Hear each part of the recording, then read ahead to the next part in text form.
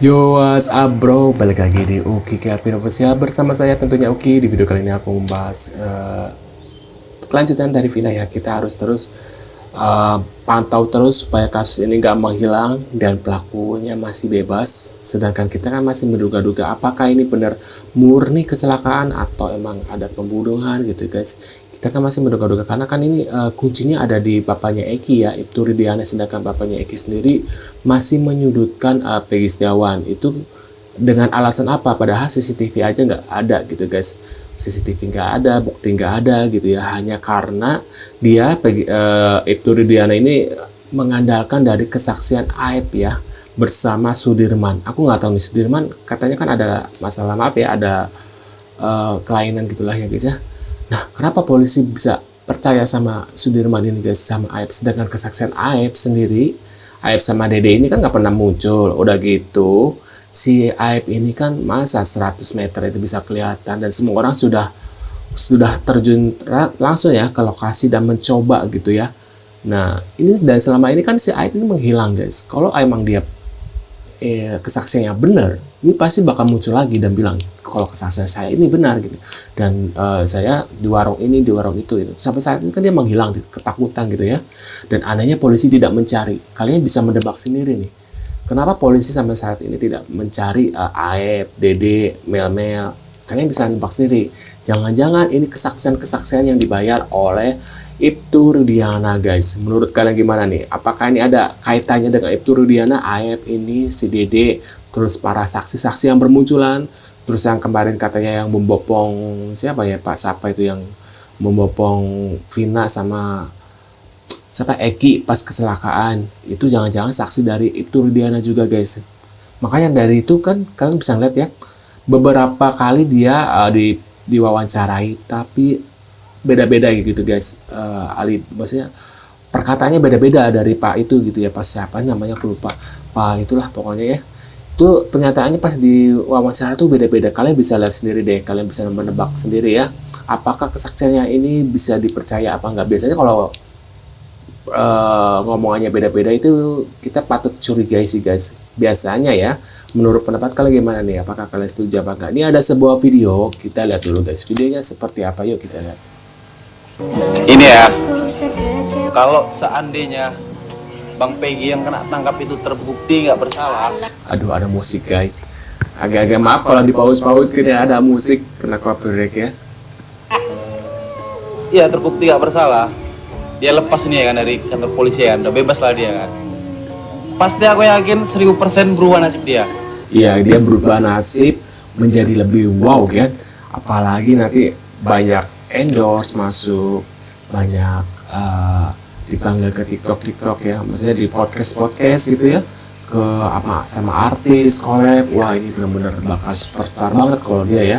Entah kenapa dia auranya beda banget ketika kasus yang lain gitu guys. Kasus ini benar-benar besar banget, dan kalau ternyata dia dinyatakan tidak bersalah, wow, dia bakal jadi superstar dan kepolisian menjadi malunya super malu banget, bakal dipermalukan oleh masyarakat ya, karena mereka udah ya apa ya, sudah menangkap salah orang gitu ya, sudah menangkap salah orang guys, maaf.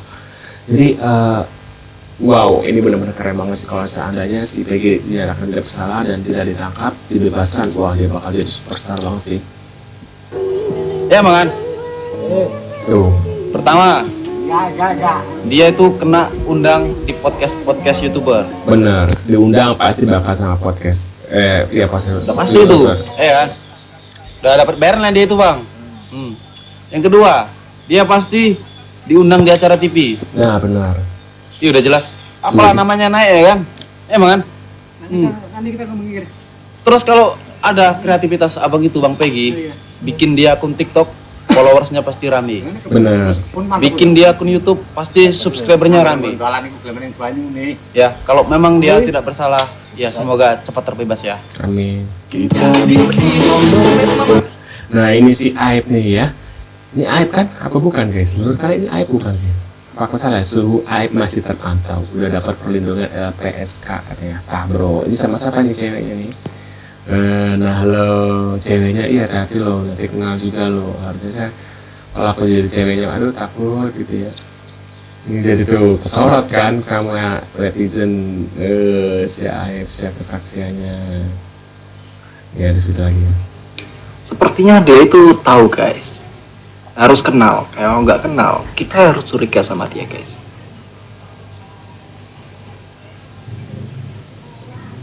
Iya ya, fotonya mirip loh yang ini. Apakah aku salah lihat ya? Egi Ripra sama Peggy Cianjur, kalau sama-sama anggota geng motor biasanya tahu guys, biasanya tahu kelompoknya. Entah itu beda geng ya, bisa ekstisi sama apa, biasanya mereka tahu sih, oh ini anggota ini tahu bisa.